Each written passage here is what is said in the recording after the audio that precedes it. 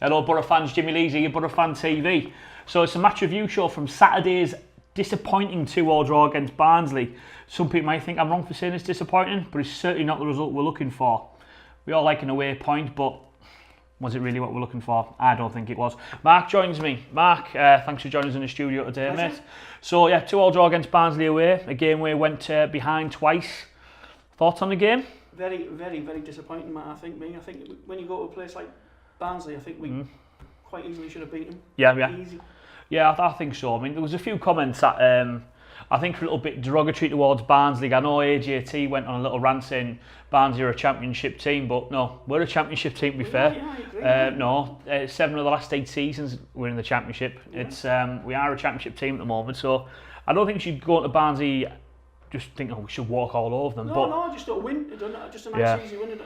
We should have done, and we didn't perform for me. I think if we didn't get a win in the last 2 matches as well, I think it would probably put the emphasis on it. No, we needed a win, I think, against Barnsley to get the confidence up, because you can see a lot of the comments from the fans, and people will see it on the third half as well. There's a lot of fans aren't happy at the moment, Mark. No, I agree. Yeah, I think the players look really down. They don't look like they're enjoying the football to me. No. You look at that as a comparison to, let's say, Bolton away, where they all looked happy. Yeah. They all looked like we're fighting for each other. Fulham away again, but I don't know whether something's happening between that or what. But I guess it'll all come out in the wash eventually, mate. Let's hope so. One thing we always do in this show as well, we always go through the stats, and just again, huge thank to Borough Stats, who can be followed on Twitter at Borough Form.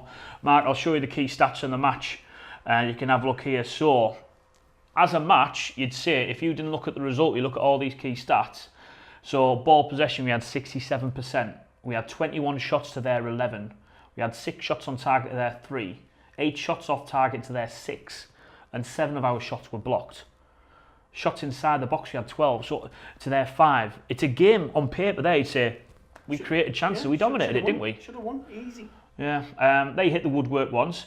But is it a question of, did we really test their keeper? Can you think of a time on Saturday where their keeper really pulled off a fantastic save? No, I can't, no, not at all. That's it. And you look at them stats in regard to shots, and the 6 shots on target there. I mean, 12 shots inside the box, and only 6 shots going on target. It's a poor amount for me, like. It is, yeah, it is. And a lot of people have spoke about recently, we don't have a lot of creativity as a team, but that's creating chances to me. That says it all there in the stats, doesn't it? Yeah, there's chances getting created there, so I think there's perhaps a problem further down the line. Let's have a look at passes. We had 541 to their 271. We had 447 to their 158, which are accurate. Their accurate passes were 58%. I mean, they were trying to play a lot of long balls. They were trying to soak out and trying to hit us on the break. But we 83% successful rate in regards to our passes. Now, I know a lot of them will be sideways, because that's the way we like to move the ball, especially like Clayton and whatnot. They like to make sure the ball just moves and they don't really try something. But then they had one fast break. So you can see how they wanted to hit. They wanted to play everything on the break. But it's a game we completely dominated. Yeah, well, it says in the stats that we should have won, really, shouldn't we? Yeah, we should have won. Quite comfortably. If you were trying to pinpoint something on the reason we didn't win the match, what would you say? Finishing. Quite simple for me. The finishing. Just not good enough. Well, money we paid on strikers, we should be. Very true. Yeah. Very true. And one thing I will say is 2 goals came from 2 silly mistakes. Yeah. Cut them mistakes out, and we don't draw that game. I think we win it. We win it quite convincingly. You say we were creating stuff, and we looked all right. Man of the matches. So BBC T's man of the match went to our captain Grant Ledbetter, and we've got his key stats on the screen now as well. So Grant tried 73 passes, and 88% of them accurate. And you think Grant Ledbetter is probably the more progressive central midfield than Adam Clayton. You look at these stats, long ball, he tried 15 of them, 9 were accurate. Not a bad conversion on long balls, that to be fair. I really like Grant. I'm a massive fan of him. But what I will say is he had 2 shots and none were on target. So it looks like he was trying to create something. And, he was seeing that by the passing, but his shooting wasn't too great. And his midfield battling wasn't as great as well. So he went in for 8 duels, but only 2 of them he won. So I know Adam Clayton had a much better game. I know people will probably say, Jimmy, you've been slating Adam Clayton, but You've got to give credit when the lad has a good game, and I thought he was much better on Saturday.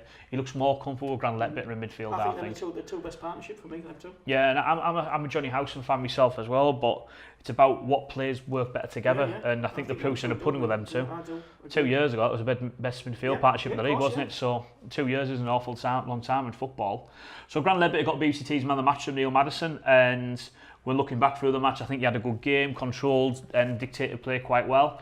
In regards to the guys that Borough stats, in regards to stats on the game or anything like that, the man who got man of the match there was Mr. Stuart Downing, who welcomed back into the team, hasn't been in the squad the last few matches. You'll see Stuart's stats on screen now. This is the man of the match based on stats from the guys at Borough stats, so it's all good reading, to be fair. So the lad tried 42 passes on Saturday, 93.3% of them were successful. It's a good amount for me. It's not bad, is it? 7 key passes. Now, a key pass is something that can lead to a chance or create a chance. But with that as well, he had 1 assist. So his ball through to Sombalonga for the second goal of the game, which I think was a fantastic. And I look at Stuart Downing, he's a type of player who can do that. I'm desperate for us to try Stuart Downing in the middle of the park and looking at... No, he tried 13 long balls, 12 of them accurate. Yeah. You know what I mean? Like 12, that nearly 100% success rate on long balls. That's good going, that, isn't it? 14 crosses, 3 accurate. Okay, fair enough. You can live with that on crosses, I think, sometimes. But the lad will always try to put the ball in the box, won't he? Yeah, that's the thing about Stu. When you get the ball, he'll always try and create you a chance, you know. Yeah, that's it. He'll always try and beat the man. I honestly don't believe Stuart Downing is an out-and-out winger now. He isn't. I don't think he has that in his locker to be able to do that. But if, let's say, for example, you go on to someone playing a 4-3-3 or even a 4-2-3-1, put Stuart Downing in either that 3 on the left-hand side in the middle or in the number 10 behind the centre forward. And I think you will get Stuart Downing winning you football matches, because there's no doubt that lad is not a terrible footballer by any stretch. He's been getting a lot of stick though, hasn't he, lately? He always gets stick off Borough fans though, because he's a local lad done well, because he has a social life outside the football club. Everyone thinks you can't be doing that. Well, you can. Of course you can. It doesn't affect his performances on the football club. He doesn't turn up on a Saturday morning hungover and doesn't put a bad shift and he's like, oh Gary, I can't be arsed, mate, I was on it last night. That doesn't happen. The lad can play football, and it's Borough fans frustrating with Stuart Downing because they're expecting everything. Now, don't get me wrong, was I thinking maybe it's time for him to go in summer? I think we all were, weren't we? I thought it was, but for his sake as well, because there's only so much stick the lad can really get, and I'm sick of hearing it on the South Stand oh Stuart, you shite. No, he's not. He's playing wide left when he's not that type of player anymore. Put him in the middle of the park and see what he can do, and he'll dictate that game for you, no problem at all. And no, Saturday proved that, and I'd like to see it happen again this Saturday. I really would. A big game against Cardiff at home. Yeah, you get your big players in there for that. One other player I want us to focus on as well is someone who, when I've done the third half last week with AJT, I was doing like a quarter season review, and British Sombalonga had missed more big chances than any centre forward in the Championship so far this season.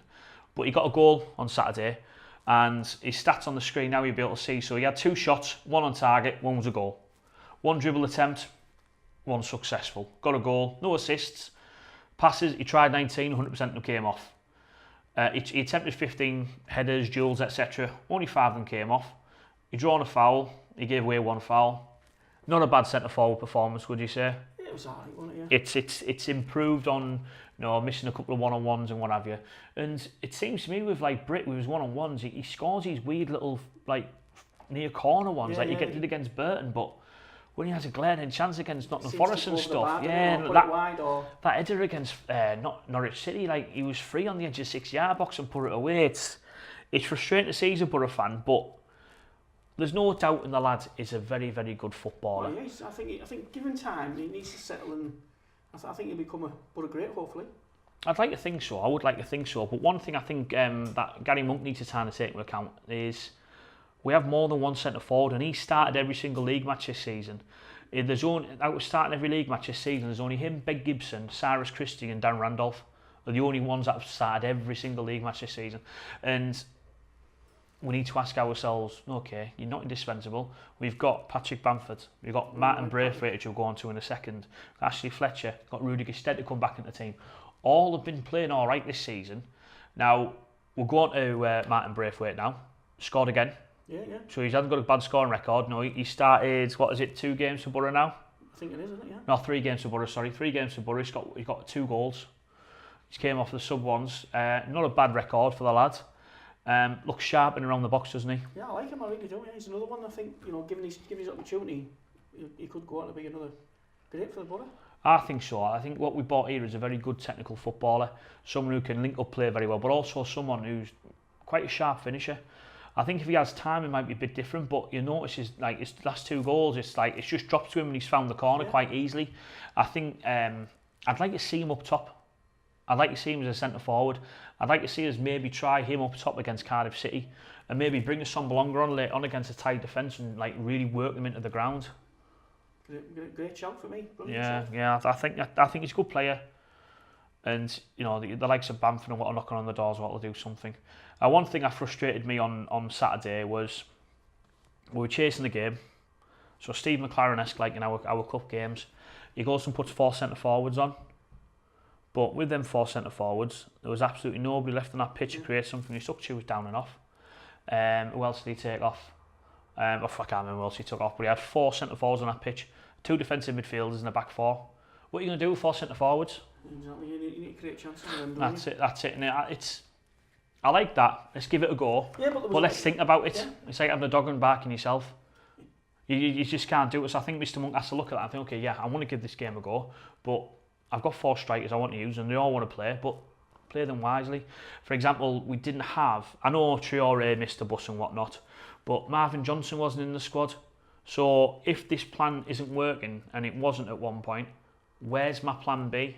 I don't think at the moment, he's got a plan B, does he, for me? Plan A, I think, to be fair, is missing. It's just, he doesn't know his best team. No. He doesn't know what to do for me. No, he doesn't, and we'll talk about that in the third half as well, which you'll be able to see on our Facebook page, because I want to talk about Gary Monk's comments in regards to you don't need a best 11, which I think is absolute codswallop, to be fair. But yeah, I mean, to conclude the game, it's a 2-2 draw, which if we hadn't gone as long as we have without a win, which is nearly a month now, so our last win was QPR at home, I'd have took that. I'd have thought, you know what, hard fought, came back from 2 goals behind, but we came back from goals behind too often now. I think it's a disappointing result. We're starting very slowly, aren't we? We see it start very, very slowly. Every single game, and I think that puts a lot of pressure on the Saturday now, because I do believe if we do not win on Saturday against Cardiff, which is a big game for us because they started the season well, that will be a very, very, very angry crowd, and I think attendances. I think it's starting to turn now, and I think they will turn on. I think attendances will drop if we don't win on Saturday. I really do. I don't want to see that, but I think it might happen. Right, brilliant, Mark. Thanks for joining us. Appreciate that, mate. Absolute pleasure. Thanks for joining us, Borough fans. Much appreciated. As always, guessing the guys will be on Dockside Road, just underneath the bridge, outside the South Stand, for taking interviews after the match. And also the Borough Fan TV bar above Dr. Brown's and Mills will be open before and after the whole match as well. Look forward to seeing you all there. Jimmy Lee's Borough Fan TV. Thank you.